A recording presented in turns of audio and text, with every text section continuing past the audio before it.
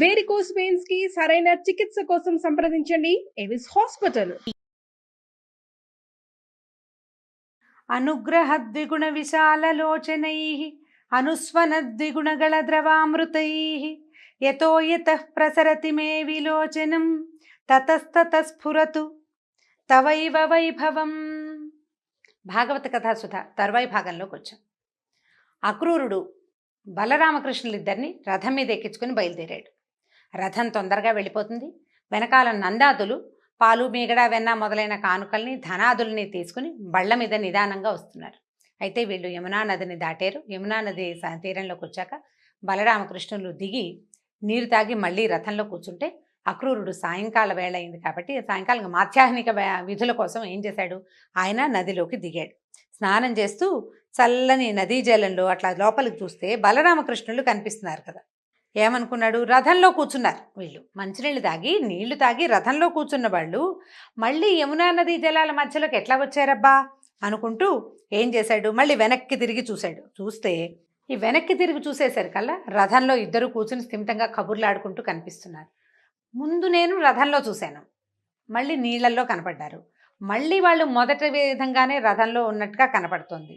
అయితే వీళ్ళు రెండు చోట్ల ఎలా కనపడ్డారు, నాకేమైనా భ్రమ ఏర్పడిందా, నీళ్లలో వీళ్ళు ఉండటం ఆశ్చర్యంగా ఉంది అని చెప్పి చూద్దాం మళ్ళీ అని మళ్ళీ నదీ జలాల్లోకి మునిగాడు. లోపలికి మునిగాడట. మునిగిచ్చేసరికల్లా ఎట్లా కనపడిందంటే అక్రూరుడు చాలా మంచివాడండి, స్థిమితమైన బుద్ధి కలిగినవాడు. మనసు వేవరింగా పోయే మనస్తత్వం ఉన్నవాడు కాదు, స్థిమిత బుద్ధి, భగవంతుడి మీద అపారమైన అచంచలమైన భక్తి విశ్వాసాలు ఉన్నవాడు.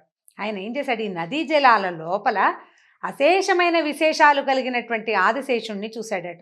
ఎట్లా ఉందంటే ఈయన 1000 తలల మీద 1000 మణులు, అక్కడి నుంచి పన్నగాళ్ళకి ప్రభువు, రాజవేషం. ఎట్లా ఉన్నాడంటే ఒక సర్పానికి కిరీటాలు పెట్టినట్టుంది. ప్రతి పడగకి కిరీటము మణి కనపడుతోందనమాట.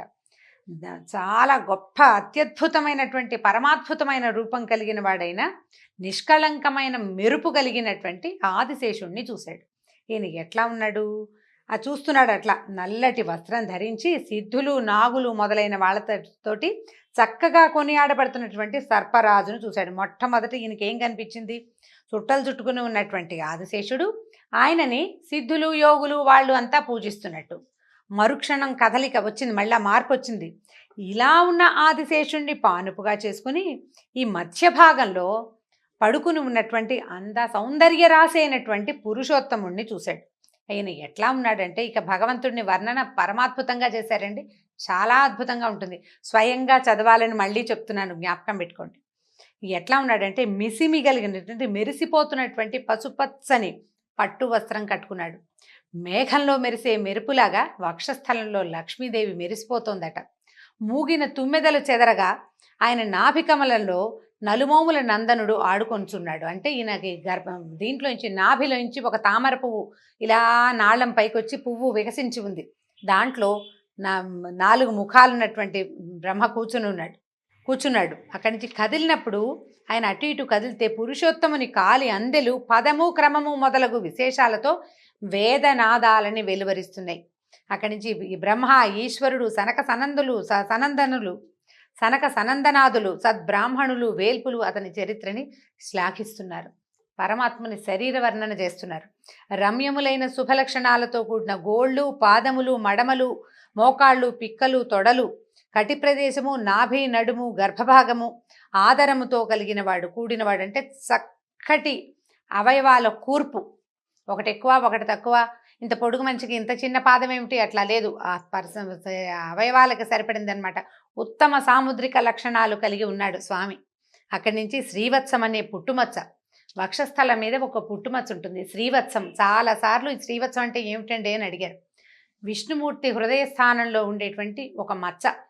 అదేంటంటే సాముద్రిక లక్షణాల్లో ఈ మచ్చ ఉండటం కూడా ఉత్తమ సాముద్రిక లక్షణంగా చెప్తారు. ఇది విష్ణుమూర్తికే ఉంది, మనకు పురాణ పురుషుల్లో ఇంకా ఎవరికి శ్రీవత్సలాంఛనుడు అనే పేరు లేదు, విష్ణుమూర్తికే ఉంది. ఆయనకి ఒకరికే హృదయ భాగంలో ఇలాంటి చోట ఒక మచ్చ ఉందట. కౌస్తుభం అనే మణి వనమాల అని పేరు కలిగి పువ్వులు ఆకులు చేర్చి కట్టి మెడ నుంచి కాళ్ళ వరకు వేళ్లాడుతున్నటువంటి పెద్ద పువ్వుల దండ. అక్కడి నుంచి వీటితోటి విశాలమైన వెడదరొమ్ము కలిగిన వాడు, పెద్ద విశాలమైన వక్షస్థలం కలిగిన వాడట. అక్కడి నుంచి తెల్ల తామరల వంటి కళ్ళు, శంఖము, చక్రము, గద, పద్మము వీటిని చేతులయందు ధరించిన వాడు, చతుర్బాహువుగా చెప్తున్నారు, చతుర్భుజుడు ఈయన. సత్వగుణ సంపన్నుడైన వాడు, జందెము, మొలనూలు, ముత్యాల పేరు, బాజుబందులు, అందెలు, కంకణాలు, మకరకుండలాలు, కిరీటము మొదలైనటువంటి ఆభరణాదులతో అలంకృతుడైన వాడు, భక్తులను కాపాడేవాడు, చక్కని చెక్కిళ్ళు, నొసలు, ముక్కు, పెదవి, ముఖము, చెవులు కలిగినవాడు, నీలమేఘము వంటి దేహకాంతి కలిగినవాడు, శంఖము వంటి మెడ కలిగినవాడు, దయాగుణంతో నిండినవాడు, ప్రహ్లాదుడు, నారదుడు, సునందుడు, నందుడు మొదలగు వారి చేత పడేవాడు, లక్ష్మి, పుష్టి, తుష్టి, కీర్తి, కాంతి, ఇలా, ఊర్జ, విద్య, అవిద్య, శక్తి, మాయ మొదలగు తేజోమూర్తులైన శక్తుల చేత సేవింపబడేవాడు అయినటువంటి ఆ పరమేశ్వరునికి అక్రూరుడు మొక్కినాడు. ఇలాంటి పూర్తి స్వరూపాన్ని అక్రూరుడు నీళ్లలో తెలుసుకున్నాడు, నీటిలో ఉన్నాడు. భక్తి సంభ్రమాలతో చటుక్కున చేతులు జోడించాడు. ఇంత పరమాత్మమైన రూపం ఒకసారి కంటపడేసరికల్లా డగ్గుత్తికతో దుఃఖం, ఆనందం, పరమాశ్చర్యం, నేను ఎక్కడున్నాను అనేది తెలుసుకోలేని ఒక సంభ్రమంలో ఇలా అన్నాడనమాట, అయ్యా నువ్వు ఎంత అద్భుతమైన వాడివి, ఇలాంటి రూపంతో నాకు కనపడి దర్శనమిచ్చి నాకున్నటువంటి మాయని పోగొట్టావు నువ్వు అని అపరిమితమైన ఆనందంతో చాలా కీర్తించాడు. నీ వల్లే అన్ని ప్రపంచంలో ఉన్న సమస్త శక్తులు, సమస్తమైన విషయాలు, పంచభూతాలు అన్నీ నీ ఎందే పుట్టినాయి. నీ మహిమని చెప్పడానికి నేనెంత వాడను. వేద మార్గగాములైన కర్మయోగులు నువ్వొక్కడివే, వాళ్ళందరూ ఏమనుకుంటారంటే వేరువేరు పేర్లుగా భావిస్తారు. ఆ దేవుడు వేరు, ఈ దేవుడు వేరు కాదు. ఆ అందరి దేవుళ్ళ రూపాలలో నువ్వే ఉన్నావని తెలుసుకోలేకపోతారు. కొంతమంది జ్ఞానము కలిగిన వ్యక్తులు ఏమంటారంటే అది నిజం, పిపీలికాది బ్రహ్మాండ పర్యంతము విష్ణుమయమేనని చెప్తారు. అది తెలుసుకోలేని వాళ్ళు ఒక్కొక్కళ్ళు ఒక్కొక్క రకం, అబ్బే విష్ణువు కాదండి ఫలానా వాడేనని ఇంకొంతమంది అంటారు. ఎవరు ఏదన్నా సరే నువ్వు సర్వాంతర్యామివి అని చెప్పి ఇక అసలు ఒక రకంగా కాదు, ఎన్ని పొగడ్తలో ఈయన తాలూకు దశావతారాలని పొగిడి నువ్వు అంటే ఎంత బాగా స్తోత్రం చేశాడంటే అక్రూరుడు ఆ నీళ్లలో నిలబడిపోయాడు ఆ రూపాన్ని దర్శిస్తూ. బుద్ధి పక్కకి కూడా వెళ్ళలేదు. నిన్ను పొగడ్డానికి నేనెవరిని, నేను మాయ చేత ఆపదల పాలైన వాణ్ణి, దుఃఖం చెందిన వాణ్ణి, అనుగ్రహ బుద్ధితోటి నా దిగులు తీర్చి నన్ను ఆదరించు. ఆదిశేషుడే తల్పంగా కలిగినవాడా, కరుణయే అలంకారంగా కలిగిన వాడైనటువంటి నువ్వు నా ఆర్తిని తీర్చు, నాకు తెలివిడి కలగజేయి. అంటే నేను తెలుసుకోవాలి. ఇప్పుడు ఈయన కంసుడి ఆజ్ఞతోటి ఇక్కడికి వచ్చాడు, ఏం చేయాలో కింకర్తవ్యత మూఢుడిగా ఉన్నాడు. ఈ చేసేది తప్పో ఒప్పో తెలియట్లేదు. భగవంతుని దర్శించేందుకు అవకాశం వచ్చిందన్న ఆనందంతో ఇక్కడికి వచ్చాడు, కానీ తర్వాత అక్కడ నీకోసం మృత్యువు ఎదురు చూస్తోంది అని ఎలా చెప్పి ఏ విధంగా ఈ బాలుడిని అక్కడికి పంపాలో తెలియదు. ఆ లోపల ఆ భావంతో తనుకుపోతున్నాడు అనమాట మనసు. కాబట్టి ఈ రకంగా చెప్తూ ఎన్ని రకాలో నమస్కారాలు, ఎన్నో స్తుతి వాక్యాలతోటి అక్రూరుడు వేనోళ్లతోటి పొగిడినంత ఎక్కువగా భగవంతుణ్ణి ప్రార్థించాడు. అప్పుడు ఏం చెప్తున్నాడు చూడండి, నీ పాదాల జంటను చూపు నాకు. మేమందరం ఏంటంటే దాహం తీర్చుకోవడం కోసం పరిగెడితే ఎండమావులు కనిపిస్తాయి, నీరు కోసం పరిగెడతాం, దూరంగా వెళ్ళేటప్పుడు ఎండమావు కనిపిస్తుంది, దానికోసం పరిగెడితే అక్కడ ఏమీ ఉండదు. ఈ స్వప్న సమానాలు, ఈ ప్రపంచంలో ఉన్న విషయాలన్నీ కూడా ఎండమావులే. ఏమిటి, పుత్రులు, మిత్రులు, కళత్రము, గృహములు, ఇదంతా జంజాటం. దీన్నే మనం సత్యమని భావిస్తాం, ఇదే మన అల్టిమేట్ గోల్ అనుకుంటాం. కానీ అది నిజం కాదు, ఇదంతా మిథ్యాతత్వం.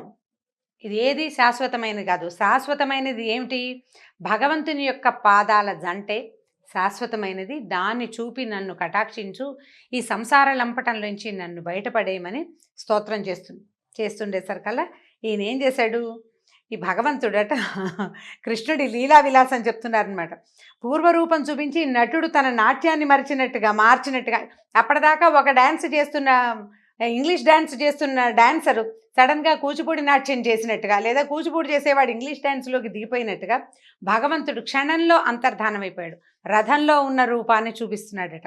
అక్రూరుడు తెల్లబోయాడు, నీటిలోంచి బయటకు వస్తే రథంలో బలరామకృష్ణులు ఇద్దరూ కనిపిస్తున్నారు. అప్పటిదాకా ఈయనకి ఎంత పరమాద్భుతమైన రూపదర్శనమైంది. భగవంతుణ్ణి స్వయంగా మాంసనేత్రంతో దర్శించగలిగాడు. ఆయన మొత్తం పూర్తి శరీరాన్ని ఆయన ఎలా ఎవరితోటి సేవింపబడుతున్నాడో దాన్ని స్పష్టంగా తెలుసుకోగలిగాడు అక్రూరుడు. ఒక్కసారి సినిమా మొత్తం మాయమైపోయి మళ్ళీ సాధారణంగా వెనక్కి వచ్చేసాడు. వచ్చి అప్పుడు కృష్ణుడు అడిగాడనమాట, నీళ్లు దగ్గరలోనే ఉన్నాయి, స్నానానికి వెళ్ళి చాలాసేపు అయింది, ఆకాశంలో భూమిలో లేని వింతలు ఏమైనా నీకు కనపడ్డాయా అక్రూరా అని అడిగాడు.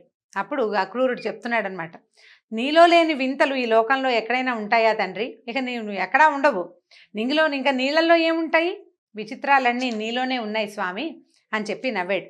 అప్పుడు సాయంకాలానికి ఆ సమయానికి మధురాపురి చేరేటట్టుగా రథం నడుపుతూ తీసుకెళ్ళాడట. ముందుగా వెళ్ళిన నందుడు మొదలైన వారు పొలిమేరలోని తోపులో బస చేసి ఉన్నారు. కృష్ణుడు వాళ్ళని కలుసుకుని అక్రూరుడితో ఏం చెప్పాడంటే, నువ్వు రథాన్ని తోలుకుని వెళ్ళిపో, మేము తర్వాత వస్తామన్నాడు. అనేసరికల్లా అప్పుడు అక్రూరుడు అడిగాడనమాట, అయ్యా మా ఇంటికి రావాలి, నీ పాదాలు తగిలి మా ఇల్లు పవిత్రం అవుతుంది, నా ఇల్లు పావనం అవుతుంది, నేను నీ బంటుని కదా, నన్ను ఆ మాత్రం ఆదరించకూడదా అని బతిమలాడాడు. అప్పుడు కృష్ణుడు ఏం చెప్పాడంటే, తప్పకుండా, అయితే యాదవ వంశానికి శత్రువుగా సంచరిస్తున్నటువంటి కంసుడిని సంహరించిన తర్వాత నీ గృహాన్ని సందర్శించడానికి వస్తాను, ప్రస్తుతానికి నువ్వు నగరానికి వెళ్ళిపోమని చెప్పి పంపించేశాడు. ఈ విధంగా శ్రీకృష్ణుడు చెప్పగా అక్రూరుడు నగరంలోకి వెళ్ళి రామకృష్ణులు వచ్చారని కంసుడికి తెలియజేసి తన ఇంటికి వెళ్ళిపోయాడు. ఆ తర్వాత కృష్ణుడు అపరాహ్న కాలంలో బలరామునితో గోపకులతో కూడిన వాడే మధురా నగరాన్ని ప్రవేశించాడు.